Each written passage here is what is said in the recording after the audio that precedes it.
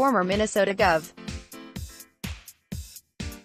Tim Pawlenty, who once called Donald Trump unhinged and unfit for the presidency, lost to a lesser-known county official in the Republican primary, prematurely ending a bid to win back his old job.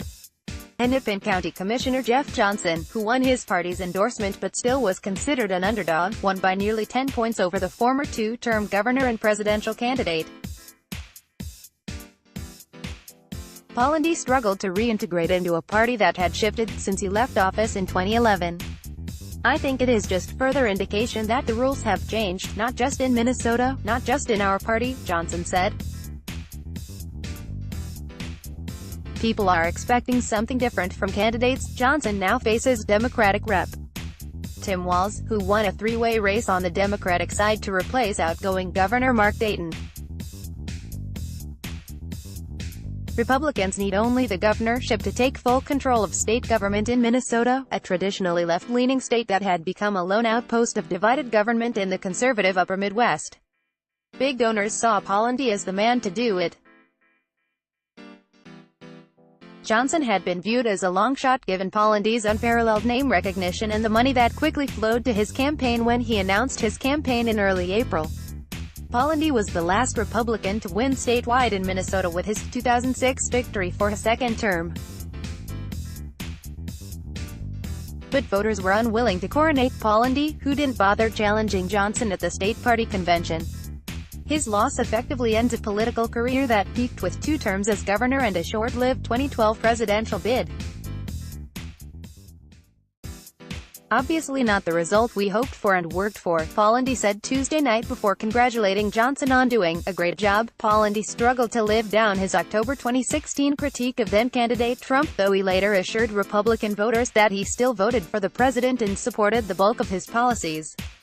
And the insults weren't one-sided. Johnson once called Trump a jackass but positioned himself as a steadfast supporter of the president.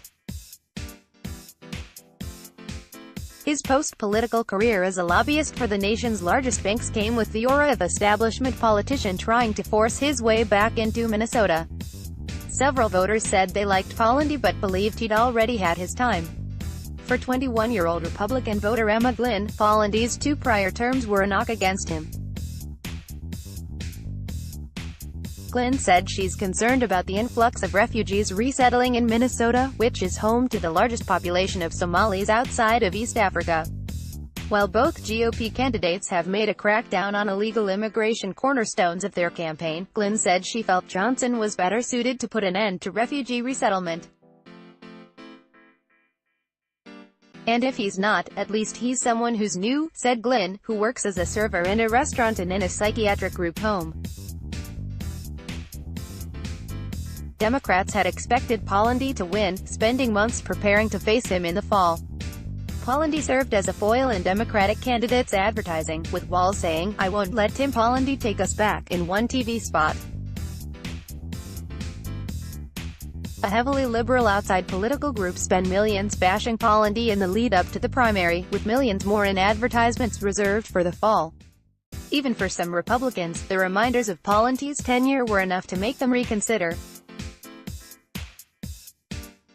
"I have too many teacher friends that are very upset with what happened to schools back then," 65-year-old Linda Speitel said, referencing the deep budget cuts to schools Pawlenty's administration enacted in the midst of the recession.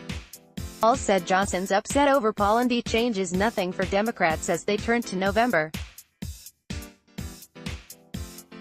The message that was coming out of Jeff Johnson's campaign and Tim Pawlenty's campaign were very similar.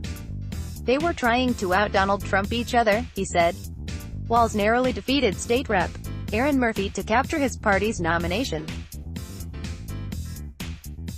Attorney General Lori Swanson, once considered a top contender, conceded early Tuesday night after late accusations against her, including that she pressured official employees to boost her political ambitions, led to disappointing results. Walz likely benefited from booming voter turnout, driven by a handful of other competitive Democratic primaries for Attorney General and U.S. House races. In Minneapolis, where a crowded Democratic primary to replace Rep. Keith Ellison only added to voter excitement, elections officials had tallied nearly 75,000 ballots by dinner time, far outstripping a recent high watermark of 51,000 in 2010. A polling place in suburban Eden Prairie had doubled its expected turnout with hours of voting to go. The state's no-excuse absentee voting law, started in 2014, was responsible for at least part of the spike. More than 117,000 early absentee ballots had been cast by Monday morning, crushing previous records for a primary election. Politics. Former Minnesota Gov. Tim Pawlenty, who once called Donald Trump unhinged and unfit for the presidency, lost to a lesser-known county official in the Republican primary, prematurely ending a bid to win back his old job. Hennepin County Commissioner Jeff Johnson, who won Pawlenty, Minnesota Governor primary 786 Wednesday the 15th of August 2018, 6:11 a.m. the 15th of November 2018, Wednesday the 15th of August 2018, 6:11 a.m. Newsmax Inc. Newsmax Inc. Newsmax Inc.